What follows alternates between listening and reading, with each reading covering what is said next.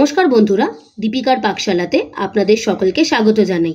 আবারও চলে এসেছি নতুন একটি রেসিপির সাথে। আজকে আপনাদের সাথে শেয়ার করব তাল দিয়ে মজাদার একটি রেসিপি। সেটি হলো তালের সপ্তপরি পিঠে। তালের সিজন শেষ হয়ে যাওয়ার আগে বাড়িতে শুধুমাত্র তাল আর বেশ কিছু উপকরণ দিয়ে এই পিঠে বানিয়ে বাচ্চা থেকে বড় সকলকেই পরিবেশন করতে পারেন। আমি আজকে যেভাবে এই রেসিপিটি আপনাদের সাথে শেয়ার করছি, আশা করি অবশ্যই আপনাদের ভালো লাগবে। আসুন দেখে নেওয়া যাক আমার আজকের এই রেসিপিটি। আমি এখানে নিয়েছি একটা পাকা তাল। প্রথমে আমি তালটাকে ভালো করে খোসা ছাড়িয়ে তালের পাল্পটাকে বের করে নেব। প্রথমে আমি তালের গায়ের যে খোসাগুলো আছে সেগুলোকে ভালো করে তুলে বের করে নেব। যেহেতু তালটা বেশ পাকা, তার জন্য কিন্তু তালের খোসাগুলো ছাড়িয়ে নিতে কোনো অসুবিধাই হবে না। দেখুন তালটা কত সুন্দর, তাল থেকে 3টে শ্বাস বেরিয়েছে। এবার আমরা তালগুলোকে ভালো করে ঘষে ঘষে তালের পাল্পটাকে বের করে নেব। এবার আমরা তালটাকে বেশ ভালো করে ঘষে ঘষে তালের পাল্পটাকে বের করে নেব। তাল থেকে তালের পাল্প বের করে নেওয়া কিন্তু ভীষণই সহজ। প্রথমে একটু তালটাকে জল দিয়ে এরকম করে একটু হাতের সাহায্যে চটকে চটকে তালের মাঠটাকে বের করে নেবেন। ঝুড়ি বা ঝাঁঝরির সাহায্যে একটু ঘষে নিলেই দেখবেন তালের মাঠটা খুব সহজেই বেরিয়ে আসছে। তাল বেশ ভালো করে চটকে নিয়েছি। একটু চটকে নিলেই দেখবেন তাল থেকে কিন্তু তালের পাল্পটা খুব সহজেই বেরিয়ে আসবে। কত সুন্দরভাবেই কিন্তু তালের মাঠটা বেরিয়ে আসছে। এইভাবে আমি সমস্ত তাল থেকে তালের পাল্পটাকে বেশ ভালো করে বের করে নেব। সমস্ত তালের আটি থেকে আমি বেশ সুন্দর করে তালের পাল্প বের করে নিয়েছি। তালের পাল্পটাকে একটা ছাঁকনির সাহায্যে বেশ ভালো করে ছেঁকে নেব। এইভাবে ছেঁকে নিলে তালের স্মুথ পাল্পটা নিচে পড়ে যাবে, আর উপরে যে আঁশগুলো রয়েছে সেগুলো কিন্তু সহজেই বেরিয়ে আসবে। তো এই তালের সপ্তপরি পিঠে বানানোর জন্য প্রথমেই আমি দেব 2 কাপ ময়দা। ময়দার পরিমাপটা কিন্তু অবশ্যই আপনারা আপনাদের মতো করে ব্যবহার করবেন। দেব স্বাদ অনুযায়ী লবণ। এবার ময়দার উপরে দেব বেশ কিছুটা চিনি। পিঠে বানানোর ডোটাকে আরেকটু টেস্টি বানানোর জন্য দেব 2 চামচ গুঁড়ো দুধ। এটা সম্পূর্ণ অপশনাল, আপনারা চাইলে দিতেও পারেন, নাও দিতে পারেন। চিনি, লবণ আর গুঁড়ো দুধটাকে বেশ ভালো করে ময়দার সাথে মিশিয়ে নেব। এই পিঠে বানানোর জন্য কিন্তু কোনো রকম ময়াম দেওয়ার প্রয়োজন নেই। আমি এই পিঠে বানানোর জন্য প্রথমে ময়দার ডোটাকে বেশ ভালো করে মেখে নেব।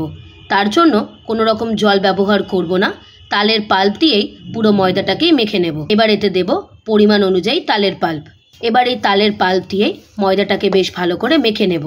আমরা লুচি বা পরোটার জন্য যেরকমভাবে ডো মেখে নিই সেরকম সফট করেই কিন্তু ময়দার ডোটাকে মেখে নিতে হবে। সপ্তপরি পিঠে বানানোর জন্য ময়দার ডো বেশ ভালো করে মেখে নিয়েছি। দেখলেই বুঝতে পারছেন ময়দাটা কিন্তু কত সুন্দরভাবে সফট করেই মাখা হয়েছে, এবং ময়দাটা কিন্তু কোনোভাবেই হাতের মধ্যে লেগে যাচ্ছে না। এবার 10 মিনিটের জন্য ময়দার ডোটাকে রেস্টে রেখে দেব। ময়দার ডোটা সেট হতে হতে এদিকে আমরা পিঠে বানানোর জন্য নারকেলের পুরটাকেও রেডি করে নেব। ভেতরের পুর রেডি করার জন্য আমি এবার দেব বেশ কিছুটা নারকেল কোড়া। নারকেল কোড়ার উপরে দেব বেশ কিছুটা চিনি। আপনারা চাইলে এখানে গুঁড়ো ব্যবহার করতে পারেন। চিনির সাথে নারকেলটাকে বেশ ভালো করে মিশিয়ে নেব, এবং যতক্ষণ না পর্যন্ত চিনি গলে আসছে ততক্ষণ লো টু মিডিয়াম ফ্লেমে চিনির সাথে নারকেলটাকে ভালো করে হতে দেব। পিঠে বানানোর জন্য আমরা নারকেলের পুরটাকে ভালো করে রেডি করে নিলাম। 10 মিনিটের জন্য ময়দাটাকে বেশ ভালো করে রেস্টে রেখে দিয়েছিলাম। এবারে আমরা ঢাকাটাকে খুলে নেব। দেখুন 10 মিনিট রেস্টে থাকার ফলে ময়দাটা কি সুন্দর সেট হয়েছে। আবারও বেশ কিছুক্ষণের জন্য ময়দাটাকে বেশ ভালো করে মেখে নেব। বেশ কিছুক্ষণের জন্য ময়দাটাকে বেশ ভালো করে মেখে নিয়েছি। ময়দাটা একদম নরম হয়ে গেছে। এবার ময়দা থেকে লেচি কেটে নেব। এই পিঠে বানানোর জন্য আমরা যেরকম লুচি বানাই সেরকম ছোট ছোট করেই কিন্তু লেচিগুলোকে কেটে নিতে হবে। ময়দার ডো থেকে প্রত্যেকটা লেচিগুলোকে একদম সমান করে কেটে নেব। এবার এই লেচিগুলোকে ভালো করে গোল করে নিয়ে সুন্দর করে বেলে নেব। প্রথমেই দিলাম একটু গুঁড়ো ময়দা। আমরা লুচি বানানোর জন্য যেরকমভাবে লেচি বেলে নিই সেই রকমভাবেই কিন্তু লেচিগুলোকে বেলে নিতে হবে। দেখলেই বুঝতে পারছেন লুচি যেরকমভাবে বেলি ঠিক সেরকমভাবেই কিন্তু আমরা লেচিগুলোকে বেলে নিয়েছি। এবার লেচির মাঝ বরাবর দেব আগে থেকে বানিয়ে রাখা নারকেলের পুর। পিঠে বানানোর জন্য মুখটাকে ভালো করে আটকে নেওয়ার জন্য চারিদিকে একটু জল মাখিয়ে নেব। এবার দুটো মুখ বেশ ভালো করে হাতের সাহায্যে চেপে চেপে আটকে দেব। শেপটা কিন্তু অবশ্যই আপনারা আপনাদের মতো করে দিতে পারেন। প্রথমেই আমি পিঠে বানানোর জন্য মুখটাকে একটু মোটা করে বিট দিয়ে নেব। এই মোটা করে বিট দিয়ে দিলে পিঠে যখন ভাজা হবে তখন কিন্তু পিঠেটা মুখ থেকে খুলে আসবে না। এবার কাঁটা চামচের সাহায্যে মুখটাকে একটু ভালো করে শেপ দিয়ে নেব। এই শেপটা কিন্তু অবশ্যই আপনারা আপনাদের মতো করে দিতে পারেন। আমি আজকে আপনাদের দুরকমভাবে শেপ দিয়ে দেখাচ্ছি। প্রথমে আমরা এরকম কাঁটা চামচ দিয়ে একটা শেপ দিয়ে দিলাম। একটা শেপের পিঠে কিন্তু আমাদের তৈরি হয়ে গেল। আমি আপনাদের আরেকটা শেপের পিঠে বানানো দেখিয়ে দিচ্ছি। তার জন্য প্রথমেই লেচিটাকে বেশ সুন্দর করে বেলে নেব। লেচি বেশ সুন্দর করে বেলে নিয়েছি। এবার মাঝ বরাবর দেব নারকেলের পুর।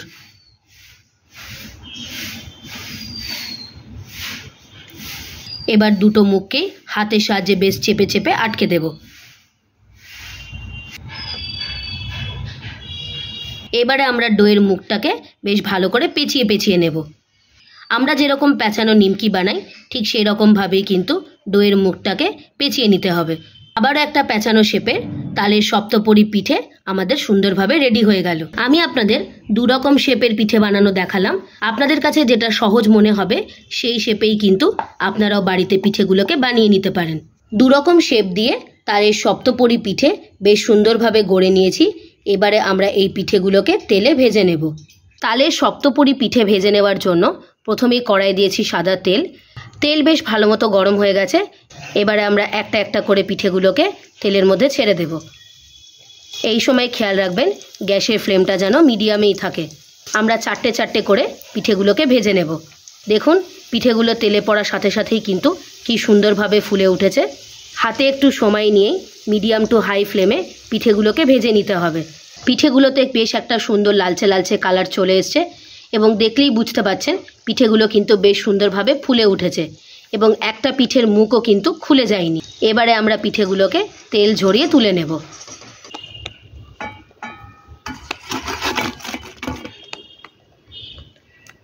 এইভাবেই আমরা বাকি পিঠেগুলোকে মিডিয়াম টু হাই ফ্লেমে ভেজে তুলে নেব।